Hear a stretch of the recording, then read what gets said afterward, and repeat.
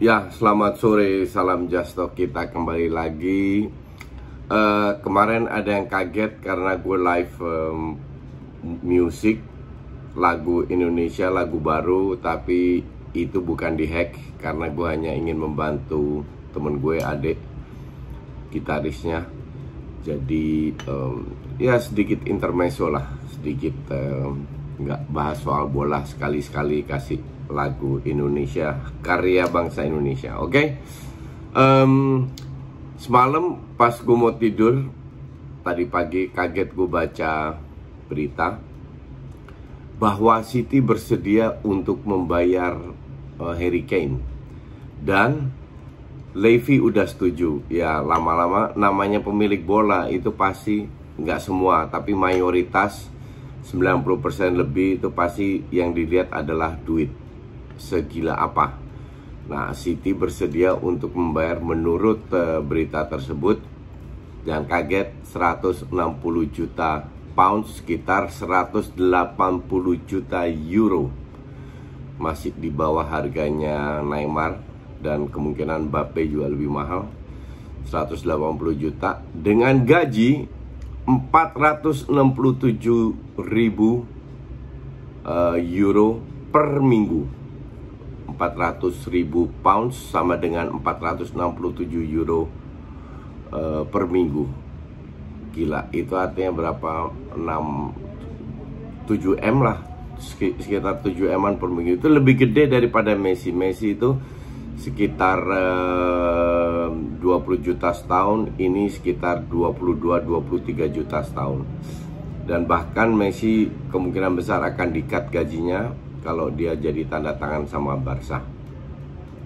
Nah, sekarang pertanyaannya adalah, kenapa setelah Zeko, Pep nggak mau beli real striker? Padahal kita tahu tahun lalu terutama, bukan musim pas mereka juara ya, pas Liverpool juara, mereka itu benar-benar nggak ada goal getter, nggak ada, tidak menciptakan banyak peluang dari bawah. Bahkan gue bilang, kenapa tidak beli seorang striker jangkung untuk 15 menit terakhir aja kalau ketinggalan atau apa. Tapi Pep ini kepala batu, dan akhirnya ya Liverpool yang juara, City enggak. Bahkan tahun lalu pada saat mereka juara, solusinya tetap tidak membeli real striker, tapi dia rubah sistem bermainnya. Nggak ada Gero, nggak ada Gapsus, seringkali si siapa namanya, Foden atau Sterling atau bahkan Kevin De Bruyne jadi false nine. Dibilang berhasil ya karena mereka jadi juara, tapi di sisi lain tim kayak Chelsea, Liverpool, MU kan, kalau MU ya udah maksimal lah prestasinya sesuai dengan kapasitasnya Ole, bukan pemain, kapasitasnya Ole. Tapi kalau Liverpool, Chelsea itu kan bener-bener ngedrop. Chelsea ganti pelatih dan lain-lainnya. Sementara Liverpool ya tahu sendiri, depan mandul dan belakang kehilangan banyak pemain. Nah, tahun ini kan beda cerita, dan City nggak bisa ngandelin sistem yang tahun lalu. Musim ini dia, gue bilang sih harus merubah ya, dan akhirnya Pep beli lagi real striker. Sebenarnya Kane itu juga bukan real striker amat, karena dia tuh sering turun dan bahkan sering kasih assist. Nggak di timnas, nggak di klubnya. Jadi untuk gue sih mungkin ini adalah pembelian yang bagus, karena untuk gue sekarang ada 3 striker yang top dunia, yaitu Kane, Haaland, dan Lewandowski. Lewandowski masih ada kontrak 2 tahun di usia 32, nggak terlalu cepat keluar, dan dia udah happy di Munchen. Sementara Haaland ya kita nggak tahu gimana. Cuman jadi Kane ini kalau dia ke City masuk akal, dia gaji gede masuk akal juga. Tapi yang nggak masuk akal ya dengan dana segitu, karena ya 27-28 tahun dalam masa emasnya. Ya mungkin 4-5 tahun bisa berhasil. Cuma di sisi lain ini kan si pemilik dari Timur Tengah dan Rusia itu kan nggak peduli ya, apa namanya, dengan duit. Mereka bukan cari duit di sepak bola. Nah, sementara gue masih inget statement dari siapa namanya, dari Abramovich. Dia bilang soal bisnis di bola yang banyak sekali orang rugi dan nggak mau invest. Dia bilang kalau mau cari duit itu bukan di sepak bola, karena banyak bisnis lain yang menghasilkan duit jauh lebih banyak daripada di sepak bola. Jadi sepak bola untuk hobi. Beda dengan tiga pemilik Amerika, Arsenal, Liverpool, MU, yang benar-benar cari duit dari sepak bola, dari olahraga. Mereka investor di industri sepak bola. Dan ya ujungnya gitu, mereka kalah lawan City dan Chelsea. Nah, sekarang pertanyaan gue kedua, apa yang dilakukan oleh Chelsea? Karena ini kan tamparan untuk Chelsea kalau mereka nggak dapatkan striker. Chelsea ini yang jadi masalah dengan Chelsea kan bukan 3-4-3 so far so good. Walaupun gue bukan fansnya 3-4-3, gue merasa Chelsea dengan kualitas pemain yang mereka miliki, dengan Werner, dengan Ziyech, terus si Pulisic di sebelah sayap, itu sangat akan lebih bagus mainnya. Tapi ya 3-4-3 itu berjalan, cuma yang jadi masalah kan depannya bapuk. Bahkan yang dari berita yang gue baca, si Abramovich sudah mau turun tangan karena dia melihat ini masalah Haaland kok nggak jadi-jadi.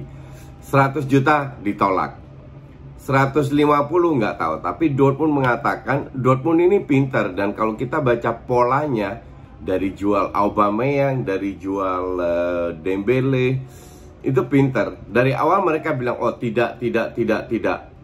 Oke. Ujung-ujungnya kalau duitnya kencang dijual. Sancho tahun lalu 125 berapa, sekarang ujungnya dengan 90 juta juga dia out. Ya kan? Bahkan Malen yang 30 juta ditawar-tawar. Mereka bilang di media, nggak tahu Malen jadi atau enggak, tapi 30 juta ke Malen, bla bla bla. Ujung-ujungnya lihat aja, Malen akan tanda tangan ke Dortmund dengan 30 juta. Nah, jadi mereka ini play hard to get. Sekarang Chelsea, kalau gue bilang ini bukan masalah squadnya Chelsea lebih jelek atau enggak. Tapi ini untuk secara image, untuk Abramovich ini tamparan. Maka dari itu gue pengen lihat seberapa jauh Chelsea mau ingin mendatangkan Haaland. Duit itu nggak ada masalah buat si siapa namanya, Abramovich. Tapi kalau dealnya Kane ini benar-benar terjadi, dengan duit segitu dia ke City, feeling gue Chelsea akan nguber Haaland dengan dana berapa? 150 juta pounds, 160, I don't know. Intinya adalah harganya nggak jauh beda sama Kane, tapi Abramovich akan melakukan, nggak segalanya sih, tapi pasti dia pun juga ada hitung-hitungannya. Tapi dia akan menaikkan offernya ke Dortmund untuk mendatangkan Haaland. Biar karena kalau Haaland nggak datang, Kane jadi ke City, susah untuk jadi juara. Squadnya City itu kan gue bilang masih di atasnya squadnya Chelsea. Nah, kalau seandainya ada Haaland, mereka juga akan bermain lebih lebih enak, ada orang yang bisa cetak gol, dan moral para pemain ini akan lebih meningkat. Karena sekarang mereka create peluang, entah itu dari counter, entah itu dari long ball, entah itu dari shooting dari lini kedua, tapi nggak ada seorang killer.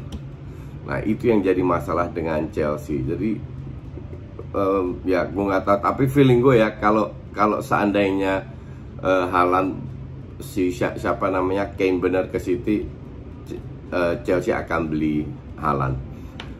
Berita terakhir, 2 berita. Mbappe nggak tahu mau kemana. Ada yang bilang, gue baca tahun depan gratis, cabut. Feeling gue sih nggak akan dilepas seperti itu. Kemungkinan besar tahun ini dia akan tetap ke Madrid. Kalau gue jadi PSG, dia kepala batu pemain kayak gitu, mending lepas aja. Kalau perlu dicicil. Dan Goretzka tahun depan gratis, out.